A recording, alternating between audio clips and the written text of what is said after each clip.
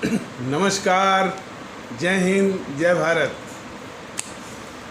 भारतीय अवाम ताकत दल अपने भारतीय भाई बहनों अर्थात अपने देश भारत की जनता अर्थात अपनी भारतीय अवाम से भारतीयता आधारित आपसी श्रद्धा, भारतीयता आधारित आपसी स्नेह, भारतीयता आधारित आपसी प्रेम, भारतीयता आधारित आपसी अखलाक मोहब्बत, भारतीयता आधारित आपसी सहयोग, भारतीयता आधारित आपसी सम्मान, भारतीयता आधारित आपसी एकता, भारतीयता आधारित आपसी भाईचारा तथा भारतीयता आधारित आपसी सद्भाव को समझने व उसे आत्मसात करके वैसा ही आचरण एवं व्यवहार करने हेतु और इसके पूरे देश में प्रचार प्रसार करने हेतु और इसकी अहमियत और महत्व को प्रत्येक देशवासी को समझाकर उसे अपनाते हुए वैसा ही आचरण एवं व्यवहार करने हेतु और प्रत्येक देशवासी को अपना ही भारतीय भाई बहन मानकर समझकर अपनाकर उनके साथ वैसा ही और उसी अनुसार आचरण एवं व्यवहार करने हेतु सतत सदैव और हमेशा अदब के साथ आदर के साथ अर्ज करता है वृत्ति। अब हम सभी लोग जो कानपुर में जो आठ पुलिसकर्मी की हत्या हुई और गैंगस्टर विकास दुबे के संबंध में जो प्रकरण का एक संकेत उभरा है, उसी को एक राष्ट्रभक्ति, मुल्क परस्ती और अवाम परस्ती के जज्बे से उसको परखेंगे। पिछले एपिसोड में ये बताया गया था ये जो विकास दुबे गैंगस्टर का जो प्रकरण है वह हमारा जो राजनीतिक क्षेत्र है और फिर समाज में भी और हमारी व्यवस्था माने जो सरकार की व्यवस्था है जो डिलीवरी सिस्टम है और कहीं कहीं तो जुडिशियरी भी, ब्यूरोक्रेसी भी, तो राजनीति का अपराधीकरण या अपराध का राजनीतिकरण, क्रिमिनलाइजेशन ऑफ पॉलिटिक्स और पॉलिटिसाइजेशन ऑफ क्राइम, उसी समस्या का एक छोटा सा नमूना है गैंगस्टर विकास दुबे। कोई ये समस्या आज की नहीं है, ये समस्या इन्हीं देश विरोधी, समाज विरोधी राजनीतिक दलों के द्वारा ये पैदा की गई है। इसकी एक लंबी कहानी है, लेकिन पिछले एपिसोड में बताया गया था कि इसकी नींव रखने वाली, इसकी बुनियाद रखने वाली वो जो गद्दार थी इंदिरा गांधी, उसने रखी थी सन 1980 में, जब दुर्दांत और खूंखार किस्म के अपराधी हरकिशन लाल भगत, सज्जन कुमार, जगदीश टाइटलर को लोकसभा में जितवा करके लाई, सांसद बनवा करके, और भी चीजें। और राजनीतिज्ञों का, अपराधियों का और नौकरशाहों का एक गठजोड़ भी इस देश के लिए बहुत बड़ा अभिशाप है। इस पर कमेटी भी बनी है, NN Vohra committee. NN Vohra वही हैं जो कि कभी जम्मू कश्मीर के कभी राज्यपाल रहे हैं। देखिए, ये राजनीतिक लोग कमेटी भी बना देंगे, कमीशन भी बना देंगे, लेकिन करना धरना कुछ नहीं है। एक पहलू है ये जो गठजोड़ है जो इस देश के लिए अभिशाप बना हुआ है, राजनीति का अपराधियों से और नौकरशाहों में भी इसका दबदबा है। ये सभी को मालूम है। राजनीतिक लोग और भी रसूख वाले इसी तरह के उसका दुरुपयोग करते रहते हैं, लेकिन कोई इस पर ईमानदारी से ये नहीं बताता कि इसका निदान क्या है, नंबर एक, और अपनी अपनी जगहों से कभी भी इसकी निदान की कोशिश भी नहीं करता है। और तो और इसी समस्या में जो उसका लाभार्थी वाला पक्ष है, उसका वो हिस्सेदार बन जाता है। मसलन अपराध जगत को नियंत्रित करने के लिए 3 विंग है, एक पुलिस व्यवस्था, वकील और न्यायपालिका। जब इसकी बात आती है तो ये तीनों एक दूसरे के ऊपर वो दोष एक दूसरे के ऊपर फेंकते रहते हैं। न्यायालय को पावर है, बराबर किसी बात को रहती है, फट से पुलिस के ऊपर वो दोषारोपित कर देती है। वकील भी उतने ही शातिर होते हैं, लेकिन मैं सबकी बात नहीं करता हूँ, कुछ अपवाद जरूर होंगे, लेकिन ज़्यादातर बहुत शातिर होते हैं। ये उन अपराधियों को जानते हैं, दुर्दांत अपराधियों को जानते हैं, हत्यारों को जानते हैं, लेकिन पैसे के खातिर जो है ऐसे अपराधियों का वो केस लड़ते हैं। और न्यायपालिका में जजेस भी जानते हैं, और न्याय वहाँ बिक भी जाता है, और सारे न्याय के कलपुर्जे जो है वो मुड़ जाते हैं, टूट जाते हैं एक अपराधी को बचाने में। तो समाज में अपराधियों का बोलबाला, राजनीति में जो उसका असर है कि राजनीति का अपराधीकरण में ये जो 3 जो समाज का सेगमेंट है, 3 जो यानी ये हिस्सा है समाज का, न्यायपालिका, वकीलों का और पुलिस का, ये तीनों जो है निकम्मा है। कोई कहे कि नहीं न्यायपालिका बड़ी साफ़ सुथरी है, करना चाहती है, बिल्कुल नहीं साहब। वही उसी तरह वकील जो है वो कुछ करना चाहते हैं, बिल्कुल नहीं। उसी तरह पुलिस, लेकिन हाँ सबसे कमज़ोर पुलिस है। पुलिस के ऊपर वकील भी आरोप लगा देते हैं, और न्यायपालिका में तो पावर है, वो अक्सर वो जजमेंट में यही लिखा करती है। पुलिस एक मुलाजिम है, और मुलाजिम को बोलने का हक नहीं रहता है, तो कोई कुछ भी, तो वकील हो, न्यायपालिका हो, इवन तो मीडिया भी बोलता रहता है। अब तो यह है कि मीडिया का भी जो है इन अपराधियों से कनेक्शन है। सब पर यदि निष्पक्ष भाव से इस पर विचार करेंगे तो यह बात बिल्कुल सामने आएगी, साफ हो जाएगी, जाहिर हो जाएगी कि इसमें जो सबसे बड़ी बाधा है वो है बौद्धिक ईमानदारी की कमी, या उसके दूसरे शब्दों में बौद्धिक बेईमानी, कि जानते हुए कि भाई उनको करना क्या है, लेकिन निस्वार्थों के कारण वो चीज़ नहीं करते। तो जो बाबा साहब ने समाज को चेताया था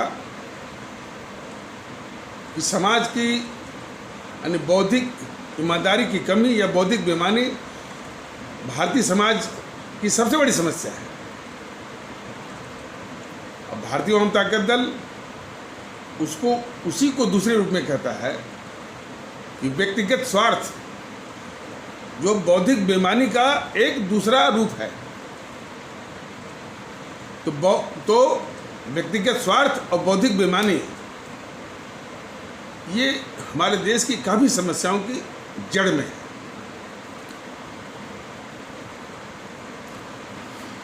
इसीलिए जब परिचर्चा होती भी है, खासकर टीवी चैनलों पर जो परिचर्चा करवाते हैं एंकर, वो एंकर भी बौद्धिक बेईमानी के घोर शिकार होते हैं। उनका बस एक ही स्वार्थ रहता है कि उनके चैनल की टीआरपी कैसे बढ़े, समस्या का निदान कैसे हो, इससे हमेशा वो बचते रहते हैं या वो इस मानसिकता के शिकार होते हैं। देखिए, इन बातों पर जरा गौर करिए। इन विषयों पर भारतीय जनता दल ने बार बार अपने आदरणीय भारतीय भाई बहनों से निवेदन किया है कि इस तरह की बारीकियों को हमारे आम भारतीय भाई बहन और हमारे सीधे साधे गरीब भारतीय भाई बहन बहुत मुमकिन है कि वो इसको समझ न पाए, क्योंकि वो अपने रोज़मर्रा की परेशानियों में इतना उलझे रहते हैं कि उनको वक्त भी नहीं मिलता, और चूँकि बारीकी है इसको नहीं समझते। तो भारतीय जनता दल ने निवेदन किया है कि जो लोग इसको समझ जाएं, जिनको समझाने की वैसे तो सबको समझाने की क्या प्रयास हो रहा है, समझ जाएं तो उनको जरूर बताएं और उनको संक्षेप में बताएं कि ये जितनी भी राजनीतिक दल हैं उनको वोट देने का मतलब कि अपने दुश्मन को अपने सर पे बिठाना है। ये जितनी भी राजनीतिक दल हैं वो समाज के विध्वंसक हैं, समाज के विघटनकारी शक्तियां हैं, चाहे वो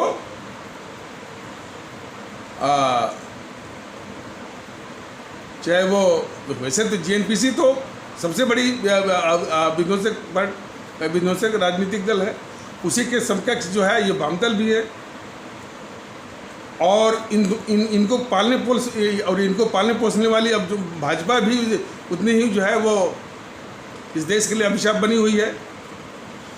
और इसके साथ जो जीएनपीसी और वाम दलों के साथ चिपकने वाली जो है, जैसे उदाहरण के लिए अखिलेश मुलायम की समाजवादी पार्टी, मायावती की बहुजन समाज पार्टी, ममता बनर्जी की टीएमसी, उद्धव ठाकरे की शिवसेना। अच्छा, उद्धव ठाकरे की शिवसेना तो उसका कहना ही क्या, वो घृणा के आधार पर ही पर उसकी राजनीति चलती है। और वो जीएनपीसी मैंने सन 70 के दशक के आसपास वह जीएनपीसी के द्वारा ही स्थापित की गई है, और इसी के द्वारा थी कि जो है वो गुंडा मवाली और मैंने धन उगाही एक्सटॉर्शन यही से उसकी उपज हुई है। और घृणा के आधार पर कभी दक्षिण भारतीयों के कभी वो दक्षिण भारतीय भाई बहनों के खिलाफ, कभी हमारे इस्लाम आस्था वाले भारतीय भाई बहनों के खिलाफ, कभी जो है उत्तर प्रदेश के हमारे भारतीय भाई बहनों के खिलाफ, कभी हमारे बिहार के भारतीय भाई बहनों के खिलाफ, कभी उत्तर भारतीय भाई बहनों के खिलाफ घृणा की राजनीति, और वो भी निम्न स्तर की, रेलवे स्टेशनों पर मार पीट के रूप में। ये बहुत बड़ी अभिशाप पार्टी है ये शिवसेना। तो शिवसेना भी और उद्धव ठाकरे या कोई भी ठाकरे हो, बाल ठाकरे, कोई भी ठाकरे हो, राज ठाकरे इत्यादि, सब एक ही थैली के चट्टे बट्टे। और ये शरद पवार की एनसीपी, दक्षिण की जो पार्टियां हैं डीएमके और एआईएडीएमके, टीडीपी भी वैसी ही है। अकाली में जो है खालिस्तानी आतंकवादियों के हमदर्द बैठे हुए हैं। तो सब के सब जो है समाज में विघटन के आधार पर उनकी राजनीति और उठ सत्ता की साजिश चलती रहती है, और ये देश समाज और आवाम को कुछ दे नहीं सकते, दिखावे के रूप में कुछ भी करें। तो खैर इसी विषय पर वापस आ जाता है कि बौद्धिक ईमानदारी की कमी या बौद्धिक बेईमानी।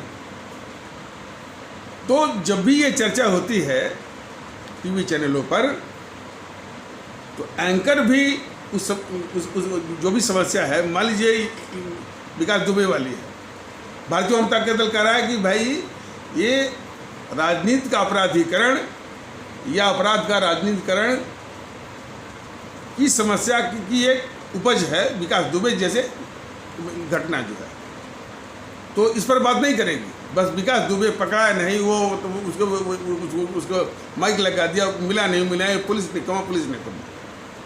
तो ये बौद्धिक बेईमानी के सबसे बड़े उदाहरण हैं टीवी चैनल वाले। टीवी चैनल, ये मीडिया अपने को कहता है चौथा स्तंभ, इस देश के लिए बहुत बड़ा अभिशाप बना हुआ है, बहुत बड़ा अभिशाप बना हुआ है। इनकी मंशा ये रहती है, उनकी मंशा माने उनकी जो कोर इंटेंशन, बिल्कुल जो हृदय में छिपी हुई जो मंशा है, मोटिव है, वो इस तरह की रहती है कि कोई भी समस्या हो,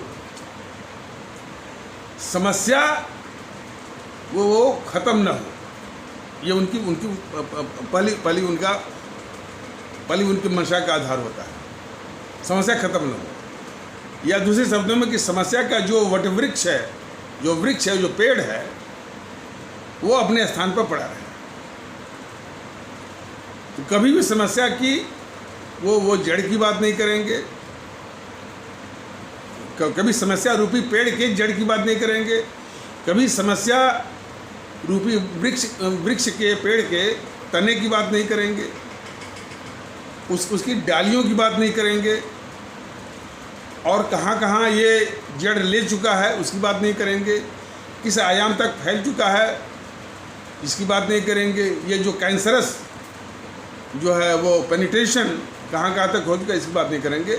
बस एक कोई उसकी पत्ती का एक छोटा सा कोना उठाया, उस पर हो हल्ला किया, बिजनेस बढ़ाया, टीआरपी बढ़ाया, बस ये इनका कोर इंटेंशन है।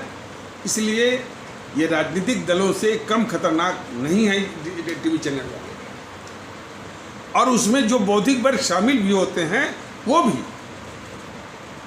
भी बौद्धिक बेईमानी के बहुत बड़े शिकार होते हैं।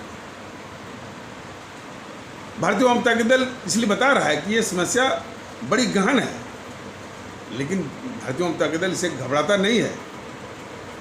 वो हमेशा जो है समस्या की प्रकृति बता करके समाधान का भी रास्ता बताता है, और जैसे जैसे इसकी ताकत बनती जाएगी इसका समाधान भी करेगा, ये भी जानिए। तो इसीलिए ये बार बार कहता है कि हमारे वही आदरणीय राष्ट्रभक्त शिरोमणि नेताजी सुभाष चंद्र बोस का वही आह्वान जो उन्होंने अंग्रेज़ों की गुलामी के वक्त दिया था कि तुम मुझे खून दो, मैं तुमको आज़ादी दूंगा। उन्हीं की प्रेरणा से आज भारतीय जनता दल अपने आदरणीय भारतीय भाई बहनों से, अपने आदरणीय भारतीय अवाम से ये कह रहा है कि आप अपना व्यक्तिगत स्वार्थ दीजिए, मतलब व्यक्तिगत स्वार्थ त्यागिए। भारतीय अवाम ताकत दल आपको दूसरी और सच्ची आज़ादी देगा। मानसिक गुलामी में जो आप लोग उसमें फंसे हुए हैं, धंसे हुए हैं, उसे आज़ाद कराएगा। तो व्यक्तिगत स्वार्थ का ही दूसरा रूप है बौद्धिक बेईमानी, और उसके निदान के लिए भारतीय जनता दल ने बता रखा है कि ये आदत, ये सोच की आदत कि सबसे पहले मेरी भलाई हो, इस सोच को त्यागना पड़ेगा।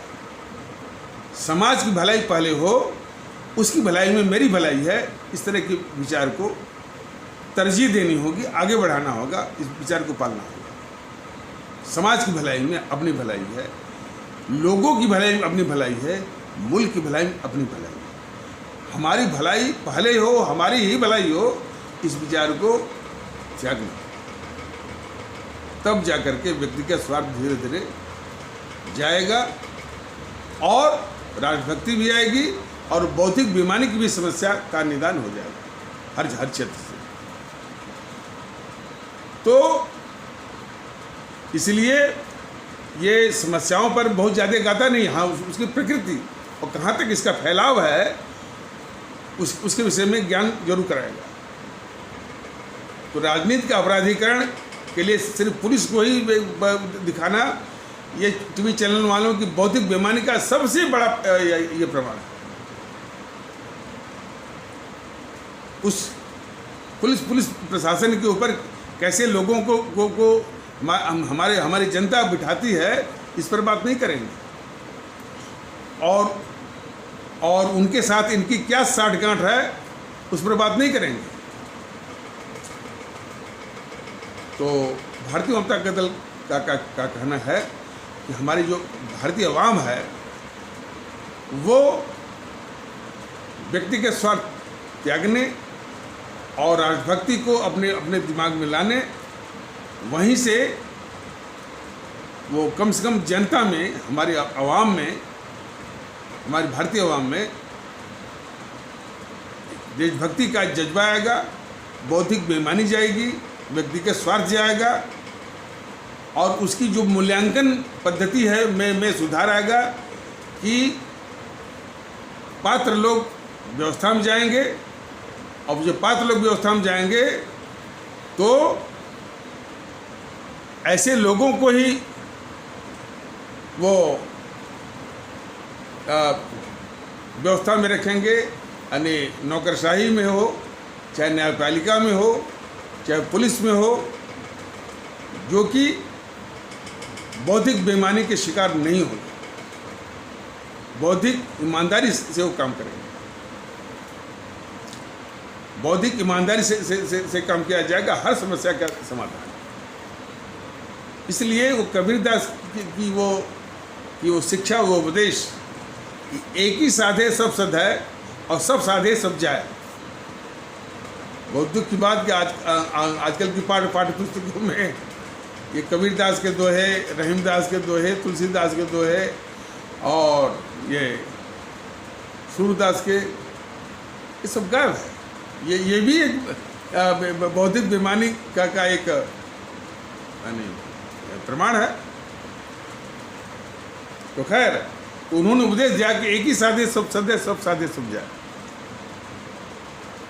व्यक्ति के स्वार्थ त्याग करके देशभक्ति की बात लाइए। ऐसे पात्र लोगों को चुनिए कि वो हर पोजीशन पर, हर ओहदे पर, हर जगह जो है, जो बौद्धिक रूप से ईमानदार होंगे, उन्हीं को बिठाया जाएगा और हर समस्या का निदान होगा। और इस तरह से नहीं कि सारी समस्या को पालो, एक समस्या पर उसको पूरा वो ढिढोरा पीटो, टीवी चैनलों को दे दो, वो तमाम डिस्कशन कर रहे हैं और समस्या वहीं को वहीं।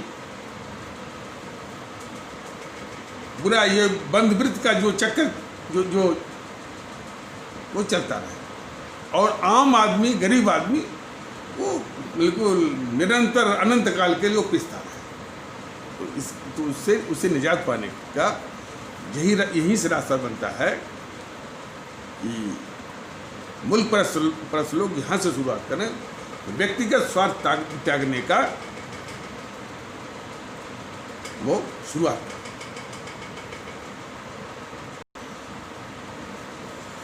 और जब ऐसे लोग, माने हमारी जनता व्यक्तिगत स्वार्थ त्याग करके मुल्क परस्त हो जाएगी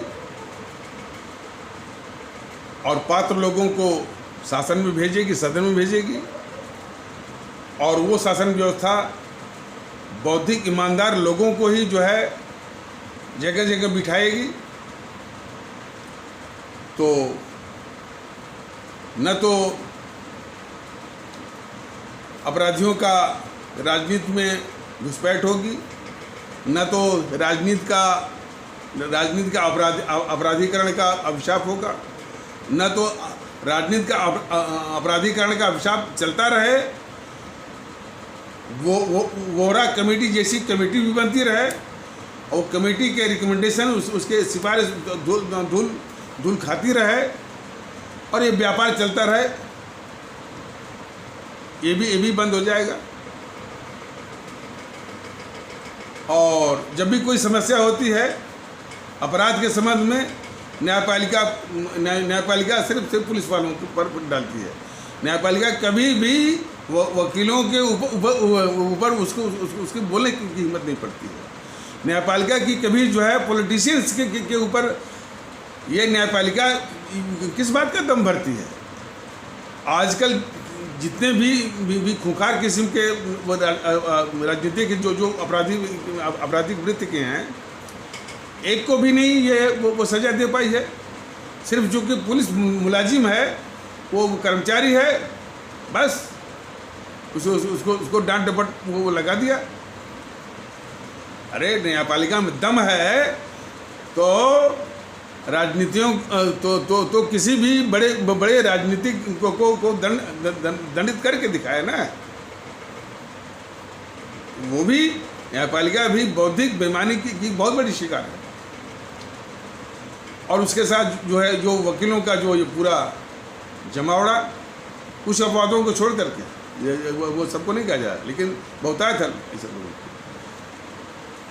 तो समाज में जो बौद्धिक रूप से बेईमान है उनकी बहुतायत है, लेकिन भारतीय जनता दल इन बातों से घबराता नहीं है। हर चीज़ का समाधान, बशर्ते उसको एक ईमानदारी से उसको देखने की आवश्यकता है, और वहीं से आप शुरुआत करें। तो एक ये विषय रहा, और इसीलिए कम से कम जो योगी आदित्यनाथ से यही निवेदन है कि उस गैंगस्टर विकास दुबे का सिर्फ पुलिस वालों से क्या कनेक्शन है, यहीं तक सीमित न रह जाए। उसके जितने भी कनेक्शन, चाहे वो राजनीतिक लोगों के हों, चाहे वो पत्रकारों से हों, चाहे वो किसी से भी, सबके कनेक्शन का वो पता करें। और समस्या के समाधान का सबसे बढ़िया तरीका है, एक केस लीजिए, पूरा उसको थ्रेडबेयर, उसको मतलब उसका समाधान निकाल लीजिए। बाकी को उससे सबक मिल जाता है, लोगों को सीख मिल जाती है। उदाहरण के लिए, जैसे जेएनयू में नारा लगा, जेएनयू के प्रांगण से क्या नारा लगा कि भारत तेरे टुकड़े होंगे और भारत की बर्बादी तक जंग जारी रहेगी। बताइए, ये सीधा सीधा भारत राष्ट्र के संप्रभुता या सार्वभौमिकता, जिसको सॉवरेंटी कहते हैं अंग्रेजी में, उस पर सीधा सीधा हमला। और उसको ये बौद्धिक बेईमान मोदी कहा जाएगा। सबसे बड़ा बौद्धिक बेईमान है ये मोदी। उसको अदालती प्रक्रिया में उलझा दिया। जब बौद्धिक ईमानदारी होती मोदी की, तो इस बात को समझता वो। देखिए, मैं बराबर उनको मैं आदरणीय मोदी जी मैं कहता रहा हूँ, और आगे भी कहूँगा। लेकिन इतने अपराध उन्होंने किया है देश के खिलाफ कि कहीं कहीं वो आदर देना, वो आत्मा जो है वो गंवारा नहीं करती है। तो ये बौद्धिक बेईमान जो है वो मोदी जो है, इसको अदालती प्रक्रिया में उलझा दिया। जरा भी उसको ध्यान नहीं हुआ कि यह सीधा सीधा हमारे भारत राष्ट्र की जो है सार्वभौमिकता या संप्रभुता पर सीधा सीधा हमला, सॉवरेंटी पर सीधा सीधा हमला। प्रधानमंत्री है वो ना, प्रधानमंत्री के रूप में भारत राष्ट्र की अहमियत को उसको जानना चाहिए। और भारत राष्ट्र या किसी भी राष्ट्र की जो संप्रभुता या सॉवरेंटी या सार्वभौमिकता सबसे कीमती पूंजी होती है। उस पर ये हमला किया था उसने, ये बोल करके, इतना बड़ा गद्दार कन्हैया कुमार अपने गैंग के साथ, भारत तेरे टुकड़े हों, भारत बर्बादी तक जंग जारी रहेगी, सरेआम।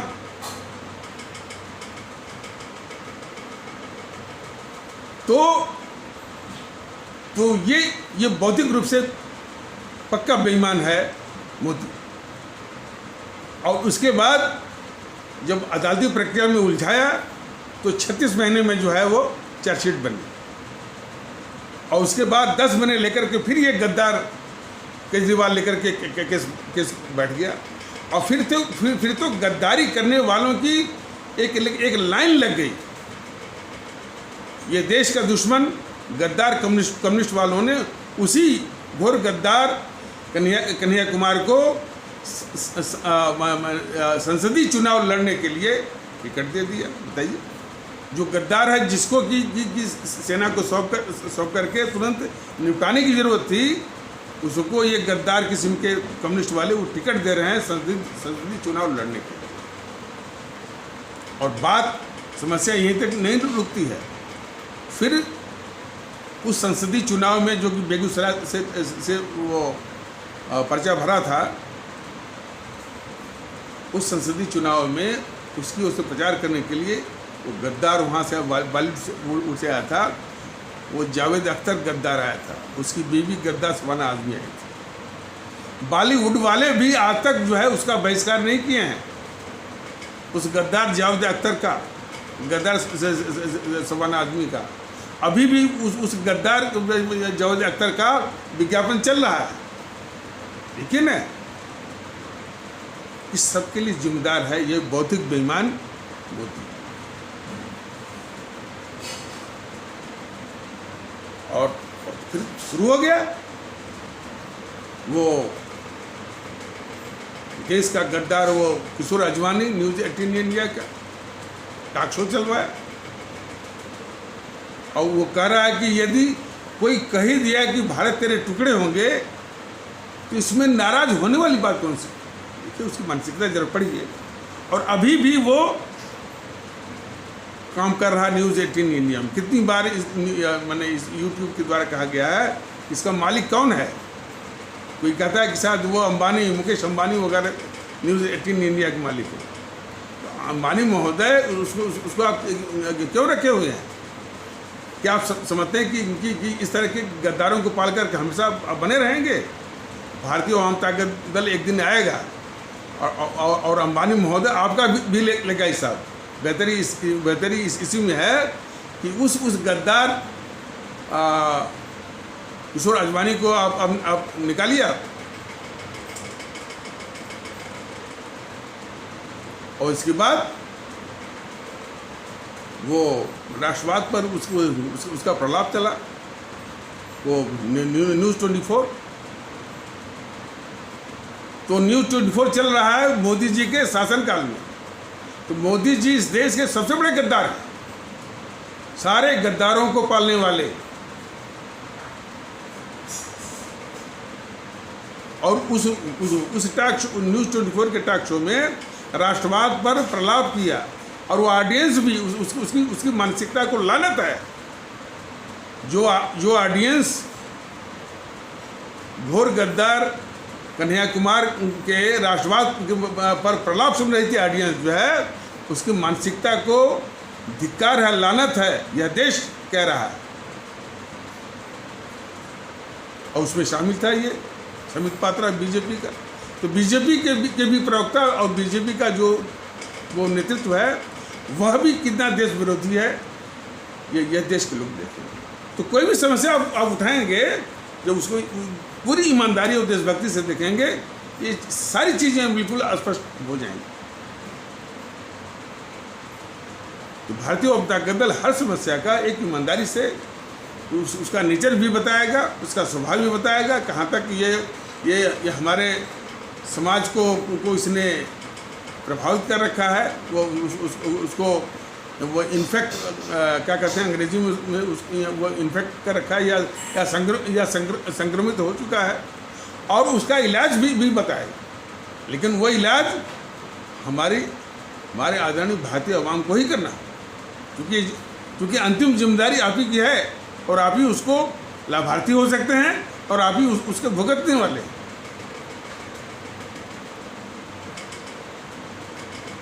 तो कोई भी समस्या आएगी तो वो किसी न किसी प्रकार से बौद्धिक ईमानदारी की कमी या बौद्धिक बेईमानी या व्यक्तिगत स्वार्थ से वो संबंधित हो।